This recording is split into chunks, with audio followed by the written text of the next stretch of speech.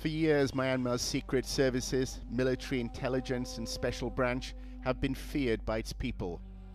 For the first time, a former member of the military intelligence has spoken to Al Jazeera about the service's practices.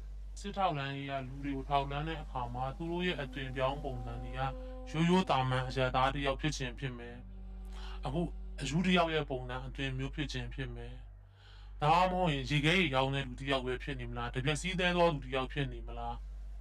goal was to prevent challenges to the rule of the military elite. During the uprising in 1988, this secret document shows how military intelligence tried to sow confusion amongst the protesters. It was a policy of divide and rule. Se Tien Win was a former major in the Myanmar army before he defected.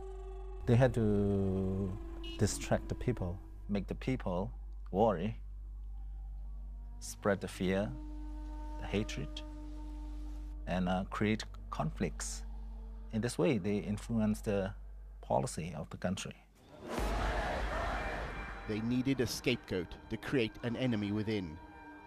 Nini Chaw took part in the 1988 uprising.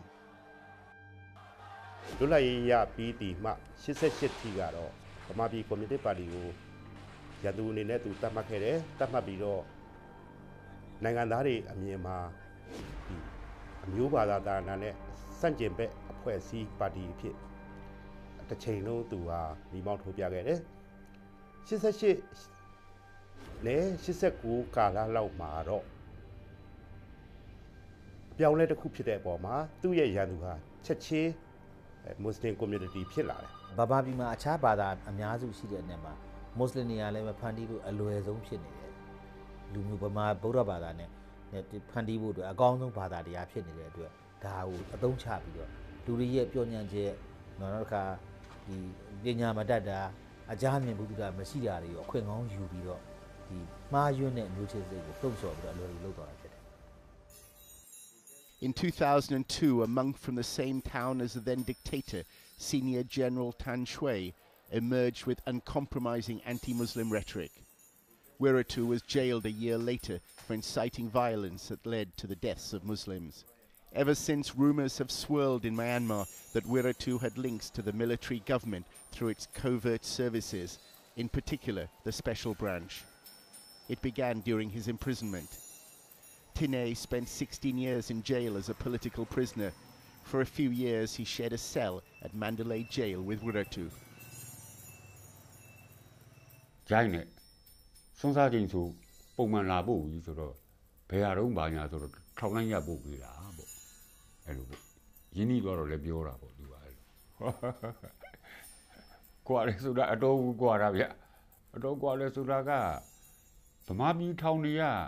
ထောင်မှာကျွေးတဲ့အစားအသောက်ကြီးစားလို့ရှိရင်ကျမရိုးတော်တော်ထိခိုက်မဲ့သဘောရှိတယ်ဘာမှကျွေးတာမှမဟုတ်တာဝိရသူကတော့နေတိုင်းချက်ဟင်းနဲ့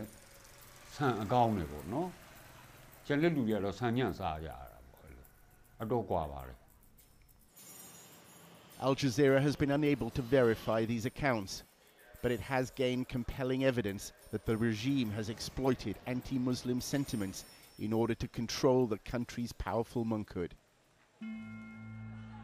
In 2007, the Saffron Revolution posed the most serious threat to the military's power for 2 decades. Within 8 years, the monkhood changed. No longer does it challenge Myanmar's military-backed rulers. Wiratu has hailed President and former General Thein Sein as the protector of the Burmese race. ဒီတမန်တော်ဦးသိန်းစိန်လက်ထက်မှာအမျိုးအစားဥပဒေကိုဒီပြုပြဋ္ဌာန်းနိုင်ခဲ့တယ်ဟိုတမန်တော်ကြီးကိုလည်းကျေးဇူးတင်ကြပါတယ် Wiratu rose to become one of the wealthiest and most influential monks in Myanmar. It accompanied the spread of communal violence, which has followed the opening of the nation to the outside world. Ashin Panacea is a leading opposition monk. He believes the regime has fueled anti-Muslim fears in the monkhood, which led to communal violence. The issue Asoya ne Nokwea Asoya ne Makino to let kind of Tangari. Do it all look so at Mandalilu, the Chrome Yuri, Metilalu, the Chrome Yuri. Sanitaja, Jutin, Pinsin Moody ne Pandige. The chosen man at Angaro Yali, ဒီအာဏာကိုကြောက်ရတယ်မကြောက်လို့ရှိရင်လည်းမိသားစုတွေအားလုံးရဲ့နောက်ကွယ်မှာအမျိုးမျိုးသောအဖြစ်ပေးခြင်းကိုခံကြရမှာရှိတယ်အဲ့တော့တကယ်စစ်မှန်တဲ့သာသနာကိုလုပ်တဲ့ဘုန်းကြီးတွေကတော့ဘယ်သူမှမပါကြဘူးမစစ်မှန်တဲ့ဟိုရောင်ဒီရောင်ဘုန်းကြီးတွေနိုင်ငံရေးကိုဟန်ဆောင်ပြီးအခါချင်းဝင်ယူပြီးလှုပ်ဆောင်နေတဲ့လူတွေအဲ့လိုလူမျိုးတွေကတော့အားလုံးအပြည့်အဝရှိတယ် Al Jazeera's investigation has gathered eyewitness testimony that links Myanmar's security services to Masayin Monastery in Mandalay. It is where Wiratu is based. This occurred when riots broke out in the nearby town of Lashio in 2013. Civic leaders went to see Wiratu. လာချိုးဖြစ်လာတဲ့အချိန်မှာကျွန်တော်သတင်းကြားချင်းကျွန်တော်တို့ကသူ့စီကိုတွားကြတယ်။တွားဖို့အတွက်လည်းတခြားစိတ်ဝင်စားသူတွေအကုန်လုံးကိုဦးဝေဒသူကျောင်းမှာအစည်းအဝေးလုပ်မယ်ဆိုပြီးတော့ကျွန်တော်တို့တွားကြတယ်။အချိန်မှာဝေဒသူကျောင်းလိုက်ထဲမှာရှိနေတဲ့special police က special branch ကလူတွေနောက်တစ်ခုကနေမြေကန်ရဲတွေဝီတူကျောင်းလိုက်ထဲမှာလူစုံတက်ဆုံရောက်လာကြတယ်။အဲဒီနောက်ရဲစခန်းမှုတွေလည်းရောက်လာတယ်။ရောက်လာပြီးတော့ဘယ်လိုအခြေအနေရှိတုံးဆိုလာရှိုးအခြေအနေအားလုံးကိုရဲတွေ SB ကလူတွေကိုဝီတူကအခြေအနေတွေအားလုံးကိုပြောပြနေတာဖြစ်တယ်။ဝီတူရဲ့ဖုံးမှာတော့အဖြစ်အပျက်တွေဓာတ်ပုံတွေသတင်းတွေတောက်လျှောက်ဝင်နေပါတယ်။သူဟာကျွန်တော်တွေကနေထပ်သွားပြီးတော့အပြင်မှာသွားပြီးတော့ညွှန်ကြားချက်မျိုးပေးပါတယ်။ Mong Mong is a Muslim community leader who used to work with Wiratu. ပြဿနာတစ်ခုဖြစ်လိုက်တိုင်းမြို့နယ်ရဲတပ်ဖွဲ့မှုရဲစခန်းမှုဟုတ်လားမြို့နယ်အုပ်ချုပ်ရေးမှုတွေကဝီတူရှိကိုလာပြီးတော့ဒီမှုကိစ္စတွေနဲ့ပတ်သက်ပြီးတော့လာပြီးစကားပြောတာတွေအများအားလို့ညွှန်ကြားချက်ယူတာတွေတွေ့ရတယ်။ Are there members of the Burmese special branch based in the monastery, Mesayun Monastery? တယောက်အမြဲရှိတယ်။ဦးဝီရသူကိုယ်တိုင်သူ့ကျောင်းထဲမှာနေရာပေးထားတယ်။ကျောင်းဒီအောင်သူကြက်ခိုင်နဲ့ဖွံ့ဖြိုးရေးအသင်းရဲ့ထောက်လိုင်းရေးလို့ဆိုတဲ့အဲ့ဒီအဖွဲ့အစည်းကိုဂိုင်ထားတဲ့ဦးမျိုးမြင့်သူနဲ့အတူတူတခြားအဖွဲ့ဝင်တွေ USDP အဖွဲ့ဝင်တွေအဝင်အထွက်လုပ်နေတာကိုအမြဲလို့ကျွန်တော်တွေ့ခဲ့ရ။နောက်သူ့ရဲ့နောက်ွယ်မှာမမြင်ရတဲ့အကြောင်းအရာတွေရှိတယ်။မမြင်ရတဲ့အကြောင်းတွေခုနပြောသလိုအစိုးရရဲ့ထောက်ပံ့မှုကိုပဲယူပြီးတော့လုပ်နေသလိုလိုခရိုနီရဲ့ထောက်ပံ့မှုကိုယူပြီးတော့လုပ်နေသလိုလိုလုပ်နေတာကတော့ကင်းတာကတော့အစိုးရနဲ့မကင်းဘူးဆိုတာတော့သိတယ်ဗျ။အဲ့တော့သူ့ဘယ်လိုမြင်လဲဆိုလို့ရှိရင်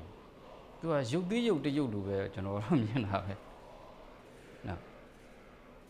သူများကျိုးဆွဲရအောင်ကနေတယ်ရုပ်သေးရုပ်တရုပ်လိုပဲမြင်မိတယ်။ Do you receive any money from the government or from any of those associated with the government? အစိုးရစီကလည်းမရှိပါဘူး။နောက်တန်ကန်ဖွံ့ဖြိုးရေးစီကလည်းမရှိပါဘူး။နောက်ခရိုနီဘာလို့စီကလည်းမရှိပါဘူး။သမရာဦးသိန်းစိန်နဲ့တော့ဦးသိန်းနဲ့ဘလို့မှတော့မပတ်သက်ပါဘူး။ဦးသိန်းနဲ့သမရာကြီးနဲ့တခုခုပတ်သက်နေသလိုလိုဦးသိန်းနောက်မှာတန်ကန်ဖွံ့ဖြိုးရေးပါတီရှိနေသလိုလိုဦးသိန်းကိုခရိုနီတွေဘာတွေကစပွန်ဆာပေးသလိုလိုနဲ့တော့မီဒီယာတွေကနေ့စဉ်နဲ့များဆွဆွဲနေကြပါတယ်။ဦးသိန်းကအဲ့ဒီ၃မျိုးလုံးနဲ့ကင်းပါတယ်။ကင်းရှင်းပါပဲ။ One of the men suspected of organizing the communal violence is the former industry minister Ong Tong. One of the richest men in Myanmar, he died in July 2015. He was close to former dictator Tan Shui. Ong Tong ရောက်လာတာက2012ခုနှစ်မတ်လဇာမှာဖြစ်လိမ့်မယ်။ Ong Tong ရောက်လာပြီးတဲ့အချိန်မှာဝီရတူကအစ္စလာမ်နဲ့ပတ်သက်ပြီးတော့သူ Facebook ပေါ်မှာရေးတဲ့အရေးအသားတွေလုံးဝပြောင်းလဲသွားတာသူ့ရဲ့အပြောအဆိုတွေကစပြောင်းလဲသွားတာဆိုတော့အစိုးရဘက်ကနေပြီးတော့တို့ဆွဲရနောက်ကိုမပါသွားစေဖို့တတိထားဖို့နဲ့အစိုးရကိုအစိုးရကောင်းဖြစ်အောင်ပြုပြင်ပြောင်းလဲကောင်းတဲ့ဘက်ရောက်အောင်တို့တွေအားလုံးညီညီညွတ်ညွတ်နဲ့ထိန်းချောင်းတက်မှတ်ပေးသွားကြရအောင်လို့လေဩဝါဒဆုံးမစကားပြောခဲ့ဘူးအဲ့ဒီတုန်းကတော့သဘောတူလက်ခံမှုတွေရှိခဲ့ပြီမဲ့နောက်ပိုင်းတော့ဖောက်ပြန်သွားခဲ့နောက်ပိုင်းတော့ဥအောင်တောင်းတို့ရဲ့လက်ကင်တို့ဖြစ်သွားခဲ့ဝီရီသူရဲ့တပည့်တွေနဲ့စကားပြောတဲ့အပေါ်မှာအောင်တောင်းတဲ့ဝီရီသူတို့ဟာ ဝီဒတူရဲ့ကြောင်းတိုက်ထဲကအလူမီနီယံနဲ့လှုပ်ထားတဲ့အတွင်းငန်းလေးထဲမှာတနာရီခွဲလောက်ကြာအောင်တီးတန့်စကားပြောခဲ့ကြတယ်ဆိုတာကိုလည်းသိရတယ်။အောင်တောင်းဦးစင်းကြောင်းလာဖို့ပါတယ်။ဒါပဲဦးစင်းကအခန်းထဲမှာ2ယောက်တည်းတွေ့တာမဟုတ်ပါဘူး။ကြောင်းအောက်ထပ်မှာတန်ဃာတွေရှေ့မှတွေ့တာပါ။မီဒီယာတွေလည်းအများကြီးပါပါတယ်။အဲ့တော့ဝီဒတူကိုအချိန်ချင်းမေးခဲ့ဘူးတယ်ကျွန်တော်ကိုယ်တိုင်အောင်တောင်းနဲ့ခင်ဗျားပြောပြီးတော့ခင်ဗျားပုံစံပြောင်းသွားပြီအဲ့တော့အောင်တောင်းဘာတွေပြောခဲ့လဲအောင်တောင်းဘာတွေချင်းချောက်ခဲ့လဲသူတို့တွေကထင်အောင်ထင်မှားဖြစ်အောင်လို့အောင်တောင်းနဲ့ပေးစားကြတာပါနော်အောင်တောင်းသိသွားလဲဦးစင်းဆက်လုပ်နေမှာပါပဲဘာကြောင့်လဲဦးစင်းနဲ့အောင်တောင်းနဲ့ဘာမှမပတ်သက်လို့ပါမပတ်သက်ခဲ့လို့ပါဦးစင်းတို့ကတော့တစ်ခါပဲတွေ့ဘူးတာဖြစ်တဲ့အတွက်ကြောင့်သူ့အကြောင်းမသိပါဘူးWhen Ong Tong died, a publication linked to Wiratu announced, "We are all Ong Tong." Ong Tong was a close advisor to the dictator who ruled Myanmar for almost 2 decades. ဒီမှာ rumor ဆိုကောလာဟလာတွေတော့ရှိတာပေါ့ဗျာဒါဗိုလ်ချုပ်ကြီးတန်းရွှေခိုင်းခဲ့တယ်အောင်တောင်းကိုနိုင်ကဗိုလ်ချုပ်ကြီးတန်းရွှေနဲ့အလွန်နှိစက်သူဖြစ်တယ် Senior General Tan Shui is currently retired, but we do know senior government officials and others have told us on several occasions that senior officials are meeting with Senior General Tan Shui on a regular basis. And so there is an indication that he is still closely involved in the political situation of Myanmar and in politics in Myanmar. Mystery and speculation continues to surround the power of former generals and the secret police and intelligence services in Myanmar. Whoever wins the elections, the military will maintain control of these key institutions, the armed and security services. There remain concerns that elements within the regime could trigger communal violence again, anytime it needed. ဘာဖြစ်လို့လဲဆိုတော့ဒီကလထိုင်ကိုလွှဲပြောင်းပေးရမှာအင်မတန်ကိုကြောက်ရွံ့နေတဲ့အာဏာယူတွေတော့ဒီနေရာကိုပပျောက်သွားမှာစိုးတဲ့အတွက်ကြောင့်ဒီလိုမျိုးဘာသာရေးကိုဖူလုံးလုပ်ပြီးနိုင်ငံရေးကိုလှည့်ခွက်သုံးနေတယ်ကူးဆက်ပြီးတော့ဒီမီးပွားတွေမပြတ်နှံ့မလောင်ကျွမ်းအောင်အလွန်ထိလွယ်ရှလွယ်အလွန်ကိုပုတ်တိုက်လွယ်အလွန်ကိုကွဲရှလွယ်တဲ့ဒီပြဿနာဟာငါတို့တနိုင်ငံလုံးနိုင်ငံသားတွေအားလုံးစစ်အုပ်ချုပ်ရေးစစ်ဖက်နဲ့စစ်တနက်အောက်ကိုပြန်ရောက်သွားမဲ့အဆင်ကြီးပြစ်နေတယ်ဒါကြီးကိုနောက်ထပ်အဖြစ်မခံကြဖို့ဆိုရင်မျက်စိနားတွေကိုလှင်ထားဖွင့်ကြည့်ပြီးနားထောင်ကြပါ